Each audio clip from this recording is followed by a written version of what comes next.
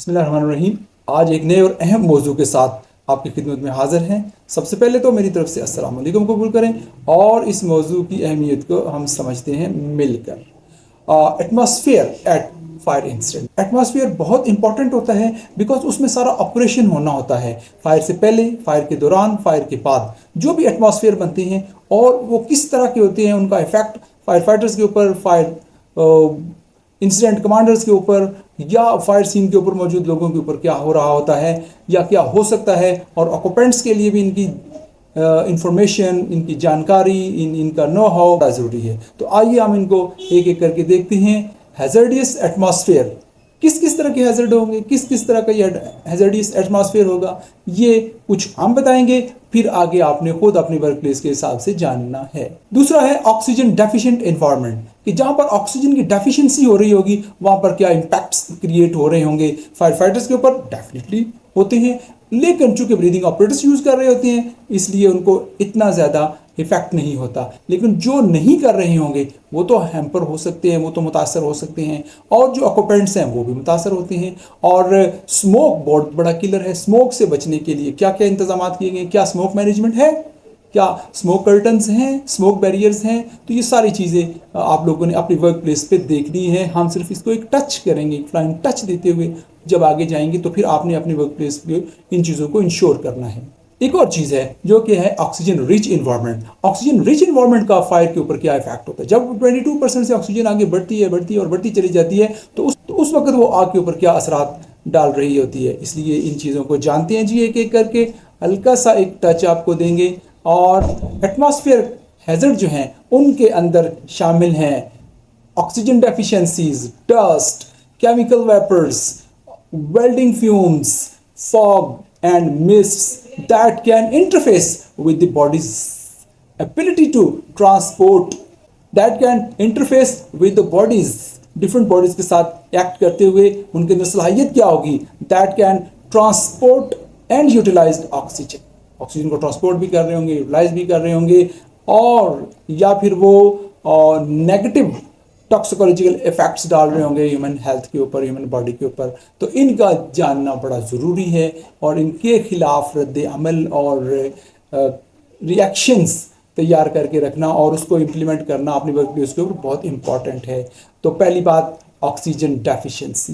जब oxygen deficiency होगी तो आपके प्रॉब्लम्स आएंगे। 21% मौजूद है, लेकिन जूं वो कम होती जाती है हमारे लिए मसाइल आते जाते हैं और हमने उसकी एहतियात करना होती है। दूसरी चीज़ है जी डस्ट। डस्ट कई तरह के हो सकती हैं। ये सबसे बड़ी एग्जांपल सॉ डस्ट है। जब ये एटमॉस्फेयर के ऊपर फैल जाता है तो बिल्कुल गैस के फ्यूम्स की तरह और पेट्रोल के फ्यूम्स की तरह ये वहाँ मौजूद होता है, फ़ज़ा में मुअल्लक़ होता है।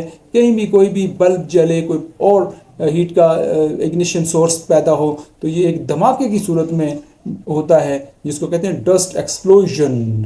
तो उन चीज़ों की भी हमने एहतियात करके रखनी है और फिर हम सेफ होंगे। केमिकल वेपर्स भी फ़ज़ा में मुअल्लक़ हो सकते हैं और फ्यूल्स की सूरत में उसमें पेट्रोल भी हो सकता है, गैसेस भी हो सकती हैं। उनकी मॉनिटरिंग होती रहे और उनका पता चलता रहे कि ये कितने आ चुके हैं मेरे एटमॉस्फेयर में, मेरी वर्क प्लेस के ऊपर, मेरे कंपार्टमेंट में, ताकि उनका काउंटर मेजर भी हो। और अगर वो सेफ जोन के अंदर हैं तो नो प्रॉब्लम, लेकिन एहतियात लाजम है। फिर हम बात करेंगे वेल्डिंग फ्यूम्स की। जहाँ पे वेल्डिंग हो रही होती है वहाँ पर भी साइंटिफिकली अगर देखा जाए तो कई ऐसी चीज़ें पैदा हो रही होती हैं जो आम बंदे के जहन के अंदर ना तो उनका इदराक होता है, एहसास होता है, और ना वो उसकी कोई काउंटर मेजर लेकर बैठा होता है। तो वहाँ पर भी जहाँ प्लांट्स की वायरिंग हो, शिप इंडस्ट्री के अंदर हो, एयरक्राफ्ट इंडस्ट्री के अंदर हो, या बड़े लेवल के ऊपर वेल्डिंग होती है, वहाँ हमने इन सारी चीज़ों को इंश्योर करना होता है। फ़िज़ा में आमतौर पर एक वेल्डर जो ग्रिल का या दरवाज़ों का या खिड़कियों का काम कर रहा है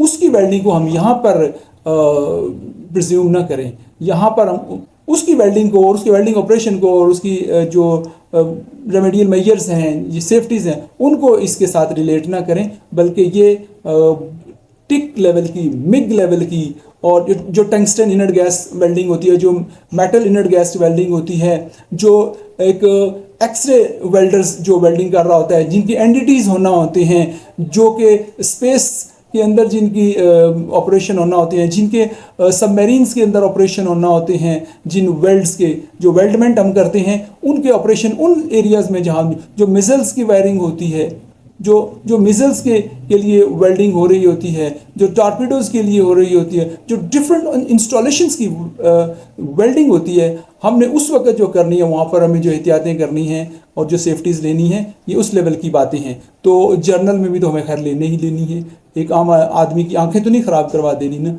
फिर हम देखते हैं जी कि फॉग्स हैं, जिससे किसी जो अब चीज़ें आती जा रही हैं वो किस तरीके से असर डाल रही हैं हमारे वेल्डर के, फायर फाइटर के ऊपर, या इन्वायरमेंट के ऊपर, आग के बढ़ने के ऊपर, और या आग के कम होने के ऊपर। तो इन सारी चीज़ों को हम जब देखेंगे, जनरल एटमॉस्फेयर में तो जो ऑक्सीजन मौजूद है वो तो है, कंबस्टर के लिए हर वक्त काफ़ी है, लेकिन इंसानी ब्रीदिंग के लिए, ह्यूमन ब्रीदिंग के लिए 19.5 तो मिनिमम चाहिए ही। उससे नीचे फिर हेडेक होना शुरू हो जाते हैं, आँखों के इश्यूज़ आना शुरू हो जाते हैं, मेंटल इश्यूज़ आना शुरू हो जाते हैं।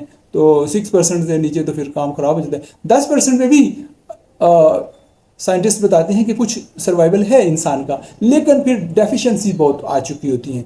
ऑक्सीजन रिच एनवायरनमेंट के अंदर तो हम देख रहे होते हैं कि 21% से ऊपर जितनी भी ऑक्सीजन जाएगी, जितनी भी तेज़ी से बढ़ेगी, जितनी ज़्यादा बढ़ेगी, जल्दी ऑक्सीडेशन होगी, रैपिड ऑक्सीडेशन होगी, और उसके बाद फ्लेम तो लेकर जाएगा उसको बल्ले बल्ले, और ज़्यादा आग भड़केगी और ज़्यादा आग फैलेगी और शोर मचाएगी। आग की आवाज़ भी एक होती है, ठीक है जी। तो इस एटमॉस्फेयर को हम देखते हैं, ऐसे एनवायरनमेंट जहाँ पे आगें लगती हैं, जहाँ पे ब्रीदिंग ऑपरेटर्स चाहिए होते हैं, और जहाँ पे सूट चाहिए होते हैं, और उसमें भी ऑपरेट करना होता है। तो इन तरह की तमाम चीज़ों के साथ हम लेकर चल रहे होते हैं।